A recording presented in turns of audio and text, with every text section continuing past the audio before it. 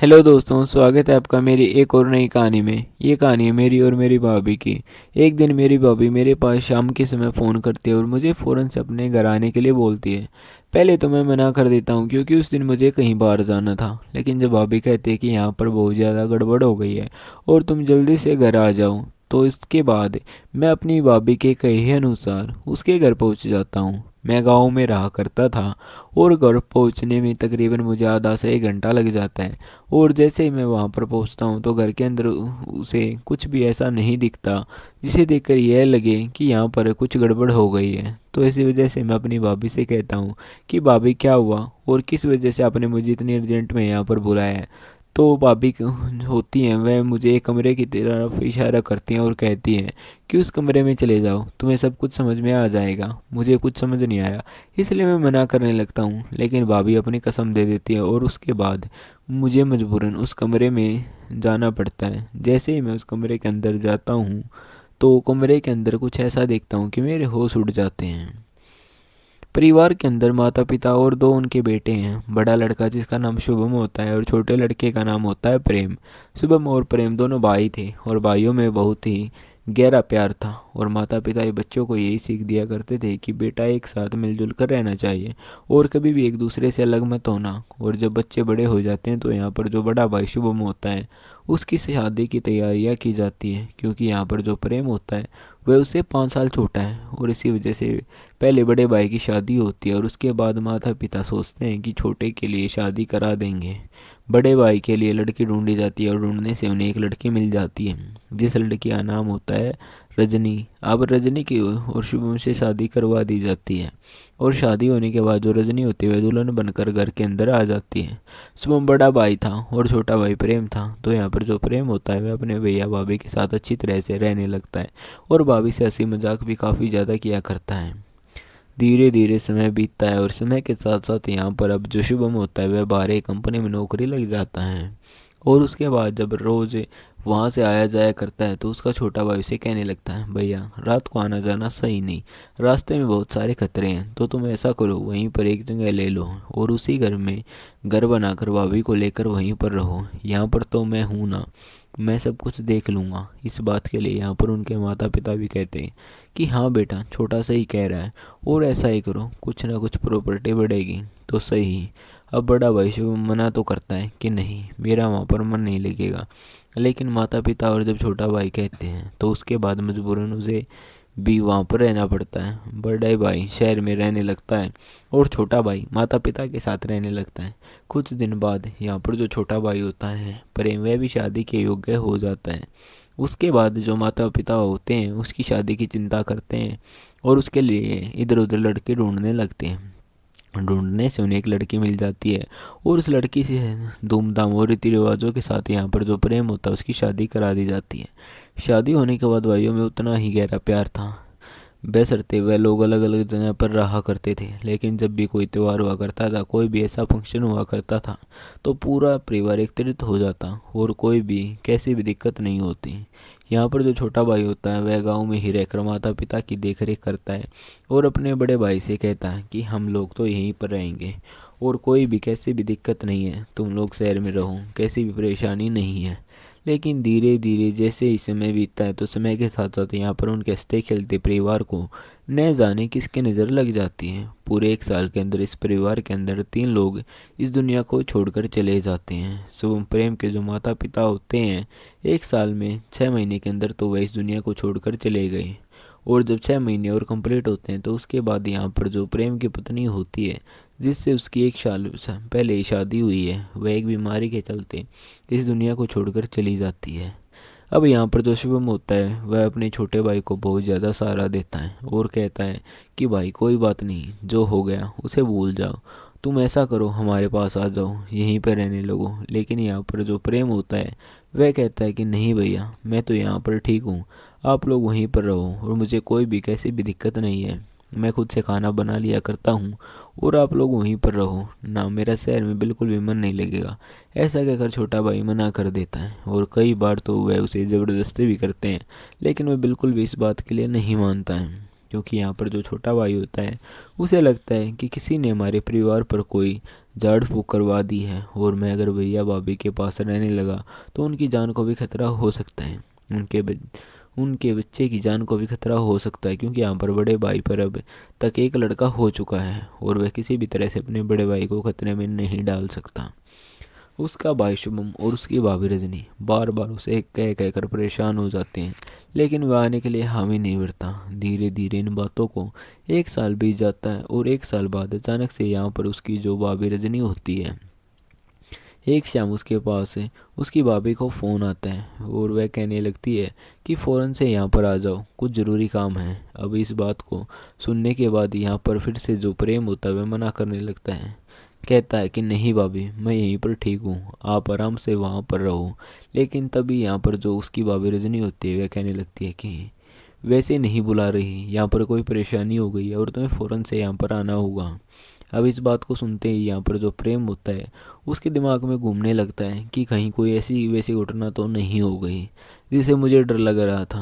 और इसी वजह से वह कहता है कि ठीक है भाभी, मैं भी के भी वहाँ पर पहुँचता हूँ। तकरीबन आधे घंटे से 1 घंटे का सफ़र तय करने के बाद वह वहाँ से सीधा अपने भाई के घर पहुँच जाता है, और उसके दिमाग में ढेर सारे सवाल चल रहे थे कि क्या हुआ होगा, क्या परेशानी, क्योंकि भाभी ने बोल दिया था कि यहीं पर आकर देख लो। इसके बाद जैसे ही वह घर पहुँचा जाता है तो घर जाने के बाद वह इधर उधर से देखने लगता है, और देखने के बाद उसे कुछ भी ऐसा दिखाई नहीं देता जिसे देखने के बाद उसे ऐसा लगे कि कुछ ना कुछ अनहोनी हुई है।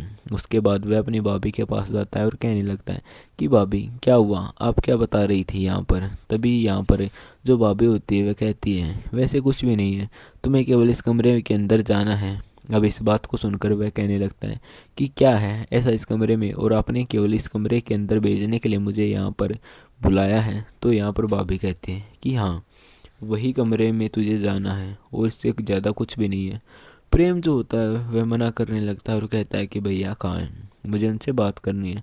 तो वह कहती है कि तुम्हारे भैया यहाँ पर नहीं हैं, थोड़ी देर बाद आएंगे, लेकिन उससे पहले तुम्हें उस कमरे में जाना होगा। अब यहाँ पर जो प्रेम वह परेशान हो जाता है और कहने लगता है कि आखिर बात भी तो होगी। लेकिन तभी यहाँ पर जो भाभी होती है वो कहती देखो, बात कुछ भी नहीं है, तुम्हें मेरी कसम है कि अगर तुम अभी के अभी बिना कोई सवाल किए इस कमरे के अंदर नहीं गई तो अब यहाँ पर जो देवर होता है वो कहता है कि ठीक है भाभी, अगर आप ऐसा ही चाहती हो तो मैं जा रहा हूँ उस कमरे के अंदर, लेकिन अपनी कसम मत खिलाओ, क्योंकि कसम से सुना लोग बीमार हो जाया करते हैं, कहीं ऐसी कसम तो हमारे परिवार को नहीं ले बैठी। इस बात को सुनकर भाभी भी थोड़ी सी उदास हो जाती हैं, लेकिन फिर वे उसे कहती है कि चलो ठीक है, कोई बात नहीं, कमरे के अंदर जाओ। इसके बाद जो छोटा भाई प्रेम होता है वह जाकर दरवाज़ा खोलता है, और दरवाज़ा खोलने के बाद उस कमरे के अंदर चला जाता है। यहाँ पर जो भाभी होती है वह बाहर ही वेट करती है, और जैसे ही जो प्रेम होता है वो उस कमरे के अंदर घुसता है तो उस कमरे के अंदर वहाँ पर एक लड़की को देखता है, जो लड़की और कोई नहीं उसकी भाभी की सहेली थी, क्योंकि जब उसके बड़े भाई की शादी हो गई थी और उसके बाद वह अपनी भाभी के गांव यानी कि उसके मायके में जाया करता था, तो वहाँ पर यह उसके पड़ोस की रहने वाली सहेली थी और यह उसके घर पर ही मिला करती थी। अब गांव में जब भी किसी घर में कोई दावत आया करता है तो अड़ोस पड़ोस की लड़कियां उसे मजाक किया करती हैं, हंसी ठिठोली किया करती हैं। तो ऐसे ही यह लड़की हंसी ठिठोली किया करती थी और इसका नाम था प्रियंका। अब जैसे ही यहाँ पर जो प्रेम होता है वह प्रियंका को इस कमरे के अंदर देखता है तो एकदम से दरवाज़ा खोलकर बाहर निकल आता है और कहता है कि भाभी ये सब क्या है और ये यहाँ पर क्या कर रही है।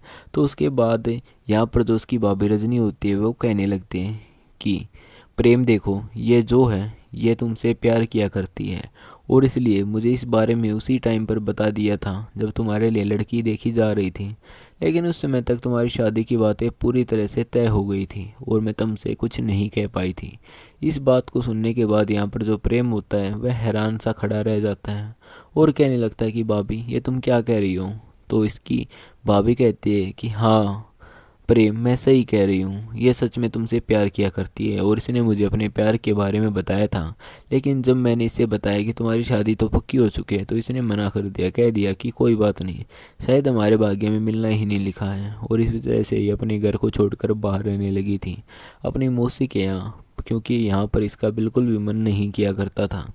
इसके बाद यहाँ पर जो प्रेम होता है वह इन बातों को गहनता से सुनता है और तभी यहाँ पर उसकी भाभी जो होती हैं वह बताती है कि उसके बाद जब इसे पता चला कि तुम्हारी पत्नी इस दुनिया को छोड़कर जा चुकी है और हम भी तुम्हारी समस्या से काफ़ी ज़्यादा परेशान थे, तो एक दिन इसका फ़ोन मेरे पास आता है तुम्हारा हालचाल पूछने के लिए। और जब भी मैं इसे यह बात बता देती हूँ तो उसके बाद इसे रहा नहीं जाता और ये कहने लगते हैं, अगर आप मेरी मदद करो, क्या मैं फ़िलहाल उसे शादी कर सकती हूँ, क्योंकि जब उसकी पत्नी दुनिया को छोड़कर जा चुकी है तो क्या वह मुझे अपना सकता है।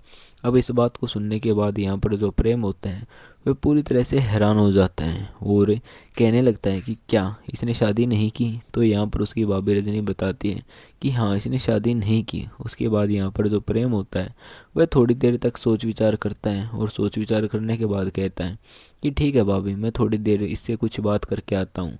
ऐसा कहकर यहाँ पर जो प्रेम होता है उस कमरे के अंदर दोबारा से जाता है और जाने के बाद कहने लगता है कि प्रियंका, ये मैं क्या सुन रहा हूँ, क्या सच में ही ऐसा है। तो यहाँ पर जो प्रियंका होती है वह एकदम से अपनी आंखों में आंसू ले आती है और उसके सामने घुटनों पर बैठकर कहने लगते हैं कि हाँ प्रेम, मैं तुमसे प्यार करने लगी थी जब तुम्हारी शादी नहीं हुई थी उससे पहले, लेकिन जब मुझे पता चला कि तुम्हारी शादी तय हो गई है और अब घर वाले तुम्हारी उसी से शादी कराएंगे, यहाँ पर मेरी सहेली ने भी मना कर दिया था, तो उसके बाद मैं सदमा बर्दाश्त नहीं कर पाई और इसी वजह से अपनी मौसी के यहाँ पर रहने लगी।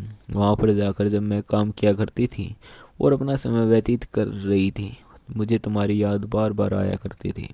लेकिन मैंने सोच लिया था कि कोई बात नहीं, शायद हमारे किस्मत में मिलना ही नहीं लिखा। लेकिन ऊपर वाले का करिश्मा देखो, एक दिन मैं जब तुम्हारा हालचाल जानने के लिए तुम्हारी भाभी के पास फ़ोन करती हूँ तो वह मुझे यह सब कुछ बता देती हैं और इसके बाद मुझे दोबारा से उम्मीद लग जाती है कि शायद मैं तुम्हारी होकर इस दुनिया में जी सकूं। ऐसा को कहते हुए उसके सामने बैठी बैठी रोने लगती हैं। लेकिन तभी जो प्रेम होता है उसे कंधों से पकड़ता है और पकड़ने के बाद उसे खड़ा करता है, कहता है कि प्रियंका, ऐसा मत करो और मैं तुमसे शादी नहीं कर सकता। यह बात सुनकर प्रियंका कहने लगती है कि अब क्या प्रॉब्लम है, तुम्हारे भैया भाभी भी राजी हैं और इसी वजह से जो तुम्हारे भैया हैं वह बाहर गए हुए हैं ताकि हम दोनों एक दूसरे से बात कर सकें। अगर हम दोनों राजी होते हैं तो ये दोनों ही हमारी शादी करा देंगे। तभी यहाँ पर जो प्रेम होता है वह कहता है कि प्रियंका, मुझे लगता है कि शायद हमारे परिवार पर किसी ने कोई जादू टोना करवा दिया है। इसी वजह से मेरे परिवार के 1 साल के अंदर 3 सदस्य इस दुनिया को छोड़कर जा चुके हैं और मैं किसी और की ज़िंदगी को इस तरह से खतरे में नहीं डाल सकता। इसी वजह से मैं यहाँ पर नहीं आया करता हूँ और इस बारे में मैंने अपने भैया भाभी को भी नहीं बताया। यह बात कहकर वह उसे शादी से मना करने लगता है। लेकिन तभी जो प्रियंका होती है वह कहती है कि कोई बात नहीं, तुमसे अलग रहकर जीने से तो अच्छा है कि तुम्हारे साथ इस दुनिया को छोड़कर चली जाऊँ। कोई भी दिक्कत नहीं है, मैं तुमसे शादी करना चाहती हूँ। इस बात को सुनकर यहाँ पर प्रेम सोच विचार करने लगता है। तभी यहाँ पर नीलम कहती है कि सोचने का मतलब नहीं है, तुम यह बताओ कि हाँ या ना। अगर तुम हाँ करते हो तो ठीक है, वरना मैं फिर से अपनी वही घिसी पिटी ज़िंदगी जीऊँगी। ऐसा कहकर जो प्रियंका होती है वो कमरे से बाहर निकल आती है और यहाँ पर जो प्रेम होता है थोड़ी देर में वह भी बाहर निकल आता है। जितनी देर में प्रेम वहाँ से बाहर निकल रहा है तो इतनी देर में प्रियंका ने बता दिया था कि यह ऐसे कह रहा है कि इसे लग रहा है कि कोई जादू टोना करवा दिया गया है। उसके बाद यहाँ पर जो प्रेम की भाभी रजनी होती है वह अपने पति को फ़ोन मिलाती है और फ़ोन मिलाने के बाद उसे भी यहीं पर बुला लेती हैं। यहाँ पर उसका बड़ा भाई शुभम भी यहाँ पर आ जाता है। अब तक प्रेम भी काफ़ी कुछ सोच चुका था। जैसे बड़ा भाई यहाँ पर आता है तो वह अपने छोटे भाई को समझाने लगता है। कहता है कि छोटे, हम तो उसी दिन से काफ़ी ज़्यादा परेशान हैं जब से तेरी पत्नी इस दुनिया से गई है। उसके बाद से हम दोनों काफ़ी बार तुम्हारे बारे में बात करते हैं कि अब उसकी ज़िंदगी कैसे व्यतीत होती होगी। अब मौका सामने से आ रहा है तो इसको बिल्कुल भी नकारो मत और इसी से शादी करके अपने जीवन को अच्छी तरह से व्यतीत करो। यहाँ पर जो शुभम होता है वह थोड़ा कुछ सोचने के बाद कहने लगता है कि ठीक है भैया भाभी, अगर आप ऐसा चाहते हो तो मैं ऐसा ही कर दूंगा और कोई भी कैसी भी दिक्कत नहीं है। इसके बाद प्रियंका के चेहरे पर एक अजीब सी मुस्कान होती है और यहाँ पर जो रजनी होती है वह प्रियंका के घर वालों से बात करने के लिए बोलने लगती है। तो उसके बाद प्रियंका अपने माता पिता के पास फ़ोन मिलाकर उससे दे देती है और जब रजनी प्रियंका के घर वालों को अपने देवर और प्रियंका के बारे में बताती है तो घर वाले भी समझ जाते हैं कि किस वजह से लड़की गुमसुम रहा करती थी और क्या कारण था। तो अब हम लोग ये समझ रहे थे कि लड़की को कुछ हो गया है, तो उसके बाद वे लोग भी इस बात के लिए मना नहीं कर पाते और यहाँ पर प्रियंका और प्रेम की दोबारा से शादी करवा दी जाती है। शादी होने के बाद जो प्रेम होता है, स्टार्टिंग में तो कहता है अपने भैया से कि भैया मैं गांव के अंदर ही रहूँगा। लेकिन धीरे धीरे जब उनकी ज़िंदगी को बीतते हुए लगभग 2 साल बीत जाते हैं और उनको एक बच्चा भी हो जाता है, तो उसके बाद वह अपने भैया के कहे अनुसार उसके साथ शहर में रहने लगता है और सभी मिलजुल कर प्यार से रहते हैं। आपको कहानी कैसी लगी कमेंट करके ज़रूर बताना। और दोस्तों, अगर आप हमारे चैनल पर नए हैं और आपने अब तक हमारे चैनल को सब्सक्राइब नहीं किया है, तो प्लीज़ दोस्तों हमारे चैनल को सब्सक्राइब